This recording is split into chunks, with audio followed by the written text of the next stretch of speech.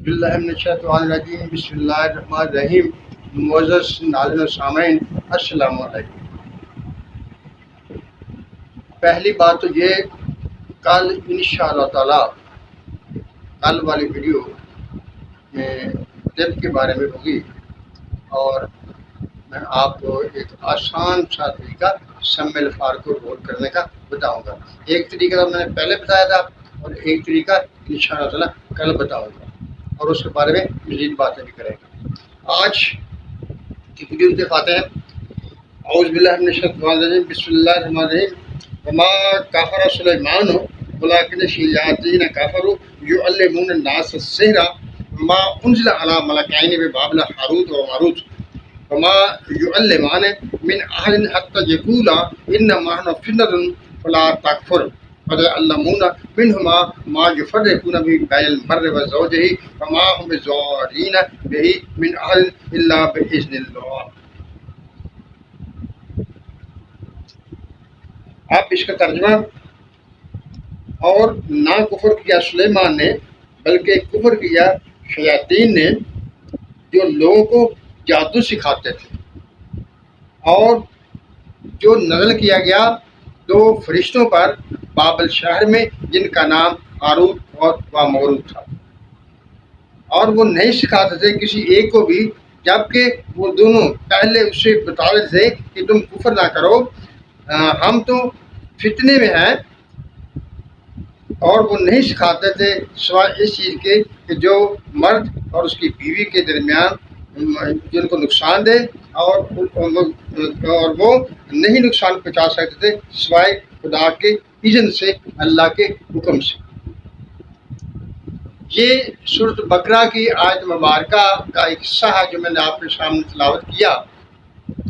اس میں یہ بتایا گیا ہے کہ جادو سحر یہ کفر ہے، اور یہ سلیمان علیہ السلام کے زمانے میں شیاطین کرتے تھے، اور جو نازل کیا گیا تھا بابل کے شہر ہاروت اور ماروت دو فرشتوں پر،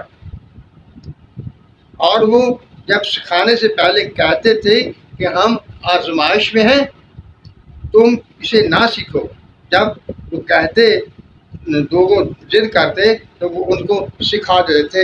یہ اس کا مختصر لب لباب تھا جو میں نے آپ کے سامنے رکھ دیا۔ آج میں نے ان کا واقعہ جو آپ سب جانتے ہیں وہ آپ کے سامنے نہیں رکھنا، میں نے صرف آپ کے سامنے یہ رکھنا ہے یہ جادو ہے کیا، اور یہ کیا ہوتا ہے، اور اس کو کفر تو کہا ہی گیا ہے، لیکن کفر کیوں کہا گیا ہے۔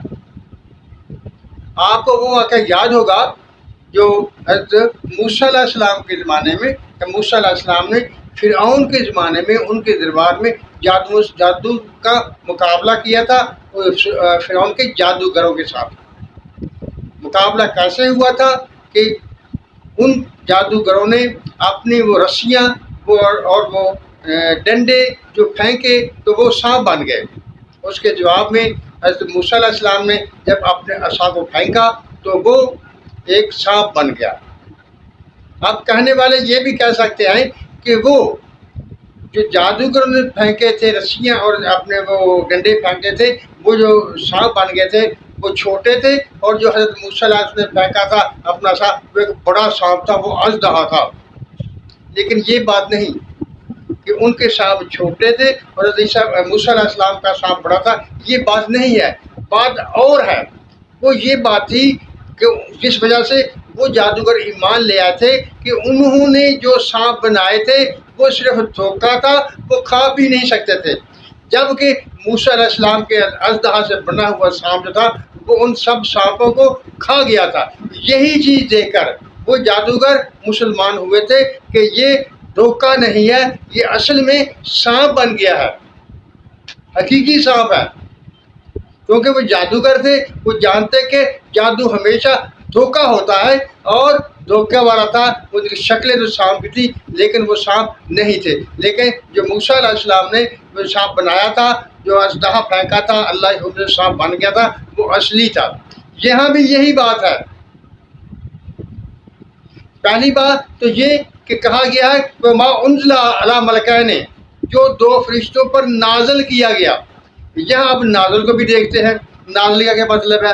کیا اللہ تعالیٰ نے اسے فرشتے کے ذریعے بھیجا تھا یا وحی کی تھی ان کو؟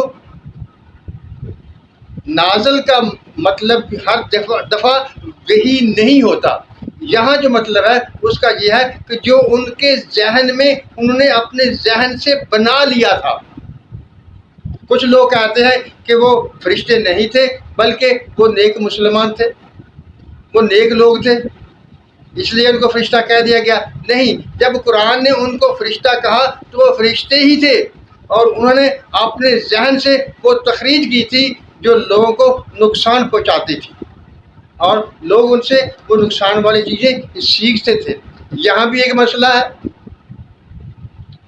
اللہ تعالیٰ نے فرمایا کہ اللہ کے حکم سے، یعنی مطلب یہ ہوا کہ جو کام بھی ہوتا ہے اس میں مؤثر حقیقی جو ہوتی ہے وہ اللہ تعالیٰ کی ذات ہوتی ہے. یعنی اللہ تعالیٰ اگر چاہے تو کام ہوگا، اگر اللہ تعالیٰ نہ چاہے تو نہیں ہوگا. آپ جب اللہ تعالیٰ کو چھوڑ کر، جیسا کہ اللہ نے قرآن شریف میں ارشاد فرمایا ہے کہ وہ صحیح راستے کو چھوڑ کر ان جادوگروں کے شیطانوں کے پیچھے لگ گئے، تو ایک تو انہوں نے خدا کا انکار کیا، یہ کفر ہوا. دوسرا، اس چیز کو جو غیر خدا سے منسوب تھی اس کو حقیقی مؤثر جانا، اور حقیقی مؤثر جانے کی وجہ سے وہ کافر ہوئے اور وہ ایمان سے خارج ہو گئے.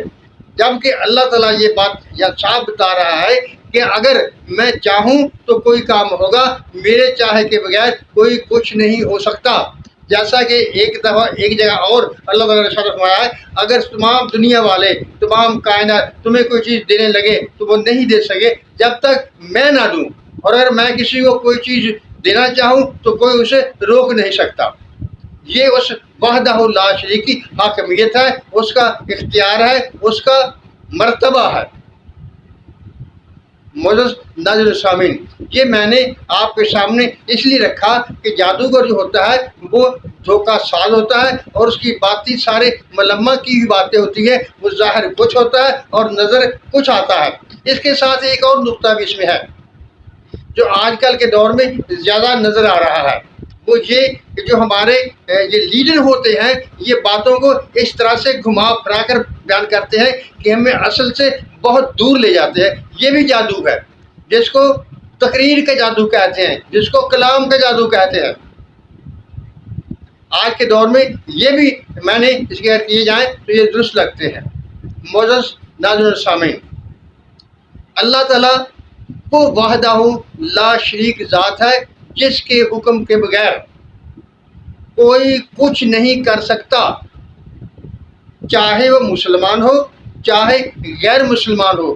جو کچھ اس کائنات میں ہوتا ہے اس کے حکم ہی سے ہوتا ہے.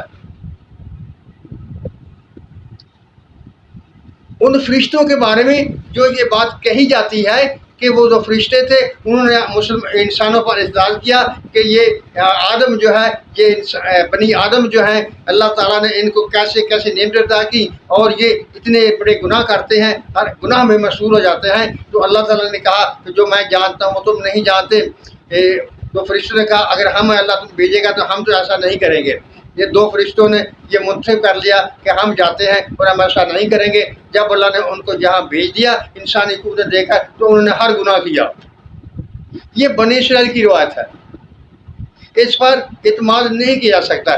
جیسے میں نے پہلے بھی کئی بار کہا ہے کہ بنی اسرائیل کی روایت ہے، ان کو ہم صرف کچھ مسائل کو سمجھنے کے لیے تو بیان کرتے ہیں، لیکن ان کے صحیح ہونے کی تصدیق نہیں کی جا سکتی.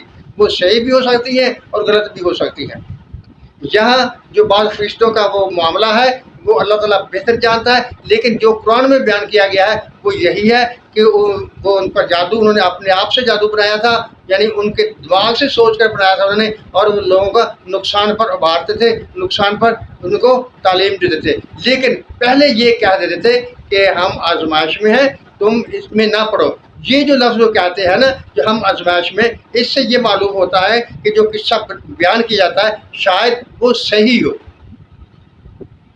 اللہ تعالیٰ ہم سب پر اپنی رحمتوں کی بارش کرے. ہمیں سچ بولنے، سچ سننے اور سچ پر قائم رہنے کی توفیق عطا فرمائے۔ آمین۔ اللہ حافظ۔